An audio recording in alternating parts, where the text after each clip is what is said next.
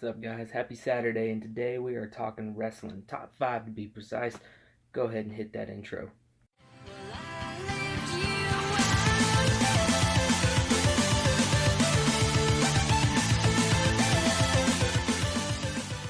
What's up, guys? Welcome back to the Burning Ground. I am Blaine, and with Survivor Series coming on tomorrow night, I figured dip my toes into the wrestling world of YouTube. Made a video yesterday, my predictions for Survivor Series, and you should go check that out. But today, we're going to do something a little different, a little countdown. We're going to do my top 5 wrestlers who are currently still on the roster. So that means no Rock, no Stone Cold. This isn't a top 5 of all time. This is strictly top 5 who are still on the roster. So, with that being said, what makes it my top? Why are they my top? Well, everybody's got their reasons for picking their favorite. Mine, personally, I like underdogs. I like the ones who are at the bottom and they're coming up. I like to see somebody do well for themselves. Usually when a wrestler reaches John Cena heights, I kind of lose interest, You can only see somebody win a title so many times before it gets kind of boring. So you won't see very many main eventers on this list. So with that being said, this list is not like the top 5 best wrestlers or the top 5 sexiest wrestlers, anything like that. That's for another time. No, this is just strictly my top 5 that are currently wrestling at the moment. So with that being said, let's get into number 5.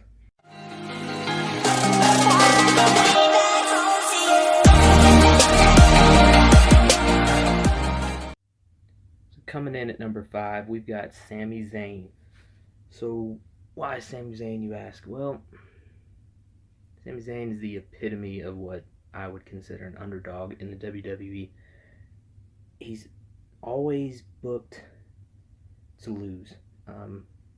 He's an amazing wrestler, but he's always booked to be the loser, and it just kind of surprises me, really, because he's so amazing. I mean, his finishers, he's got the haluva kick, which is just vicious looking to see, and then the Blue Thunder Bomb is just, it's awesome, and he's put on such great matches and stuff, and he's still always kind of rides that line of a jobber or an actual wrestler.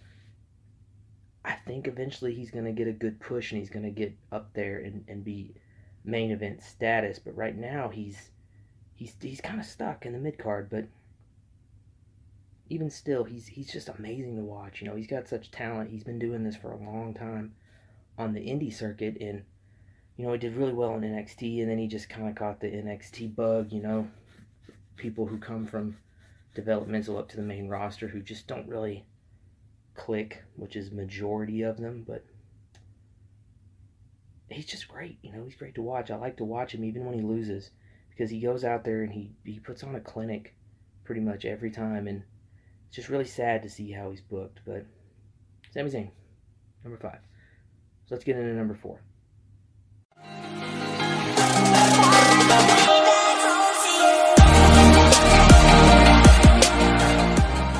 Coming in at number 4, we have got Kevin Owens, KO. Oh, Kevin Owens he's just awesome. He just really makes wrestling fun to watch. He puts over his character so well that it doesn't even seem like a character. That seems how Kevin Owens is in real life. When he's talking trash, you legit feel like he hates this person, and that's one thing that really makes a wrestler, in my opinion. You can have somebody go out and just be technically amazing in the ring, but if they can't talk, they can't carry a character, then they're boring. They're not fun to watch, and that's why I like Kevin Owens so much. He's, he makes you feel like you're in there with him. When he talks trash in and out of the ring, it's like, it's real, And he's super talented as well. He does things that people his size and his body type, just you don't see that very often. And you know, he's it really sucks how they've been booking him lately. I mean, he was Universal Champion for a while, and he was carrying that belt like no one's gonna take it from him. And then they brought Goldberg back, and hey, we got to push a Goldberg Brock Lesnar match, so let's just take the belt from Kevin Owens. I personally thought that was crap, but it kind of reminded me of the whole thing with CM Punk a few years ago when The Rock came back. That's for another day. But Kevin Owens, he's super talented. He's in and out of the ring, on the mic, everything about him. He just epitomizes what a good wrestler should be, and that is why he is number 4 on my list.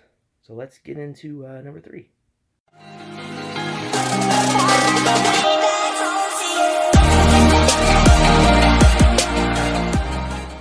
Coming in at number 3 is actually a 2-for-1. It's tag team. It's Sheamus and Cesaro. They're awesome. They're super funny to watch. Their entrance is crazy cool, and they click really well together as a tag team. And the way they got built up as a tag team was really awesome too. They started out as as a rivalry. I think they both were kind of just floating off in no man's land, and Mick Foley, I think, put them in a best of 5 series, and they were just going at each other for months.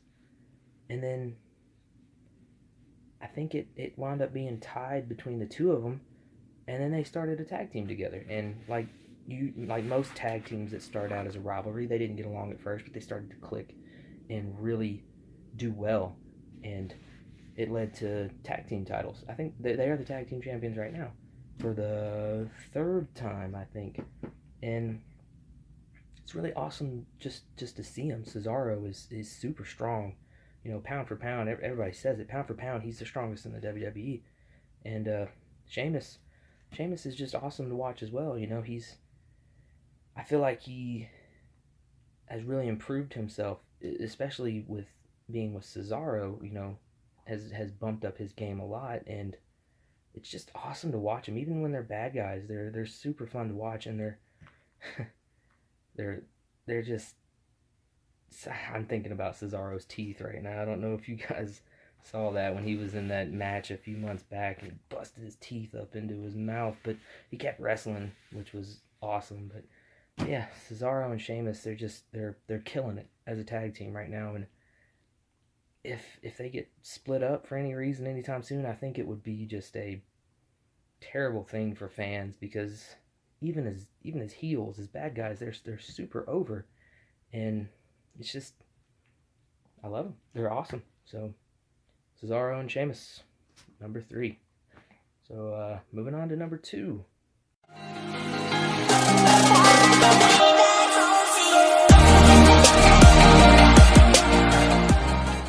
Alright, at number 2, we're actually going to jump over into the women's division. Number 2 is Asuka. I don't know a whole lot about her. I know she used to wrestle in Japan. I think it was Japan. And then she came over to NXT and went undefeated as the women's champion for, God, I think it was like 500 something days. And I'm wanting to say the only reason she had to give her title up was because she got injured, I think. But as soon as she came back, they moved her right over to the main roster, and even on the main roster, she's killing it right now. She's gorgeous, like most of the female wrestlers. She's absolutely gorgeous. But not just that, she brings a whole lot of talent. She's entertaining to watch.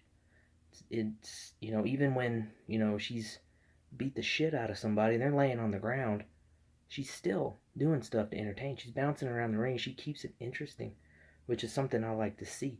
I don't want you to go out there and beat the hell out of somebody and then just stand there.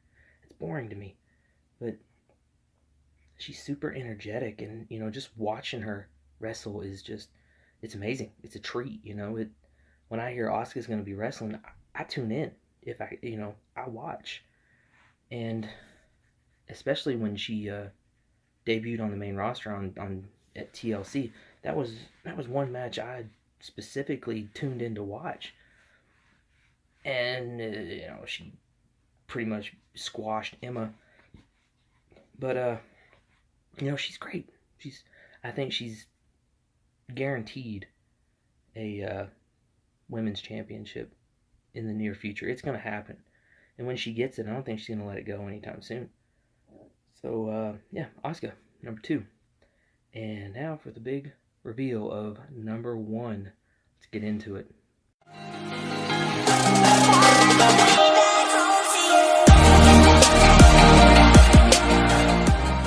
Alright, coming in at number 1 is the monster among men, Braun Strowman. Why Braun Strowman, you ask? Well, he is an example of WWE building and pushing a wrestler the correct way. More often than not, they take somebody who had kind of a little push with the fans, and they thrust them down everybody's throats. Roman Reigns. But Braun Strowman, they've been doing the right way, I think. They brought him in from NXT, and they've slowly been building him up. He's been on the main roster for over a year now. He started out as a member of the Wyatt family, broke away from that, and then was just in squash matches for a while, just obliterating everybody he wrestled against, always seeking out more competition. And they slowly built him up to be a beast. And he went through the mid card. Then they moved him into the upper, card. He's been wrestling main eventers, but they still haven't pulled the trigger on giving him the championship yet, because, in my opinion, he's still not ready. But that's how it's supposed to be done. Push him, make him look strong, and wait until they're ready to pull the trigger on that championship. Don't rush into it. And that's what they're doing with Braun Strowman, and he's great. He's getting into being able to talk on the mic now. He's slowly learning how to do promos better. He's getting better in the ring every time he wrestles. And he's just, they're making him look strong against strong opponents, which is good. They're building him, and that's great. That's the perfect way to build somebody. And when they finally do thrust him into that championship spot, he's gonna kill it. He's gonna run with it, and it's gonna be one of the best things that people have seen in a long time. That's what I think. So that's why Braun Strowman is my top guy right now. He's the one that I enjoy watching the most. Whether he's fighting a heel, a face, anybody, I love watching him. I always cheer for him. I always want him to win. So that's it, guys. It's my top 5. Top 5 faves right now. Landscape changes every day, though. Who knows? Tomorrow, after Survivor Series, I could have another top 5. You never know what's going to happen. So let me know in the comments. Who's your top 5? Who do you think should have been on this list? And hit that subscribe button. Just give it a little click. Just check it out. While you're at it, hit that little notification bell too, because I'm going to get into these videos. I'm going to start making them all the time now, and you don't want to miss them. They're going to be great. So tune into Survivor Series tomorrow, and I'm going to have a video up tomorrow night afterwards, talking about my predictions, which ones I got right, which ones I got wrong. So you don't want to miss that. So that being said, have a good night, everybody, and I'll see you tomorrow.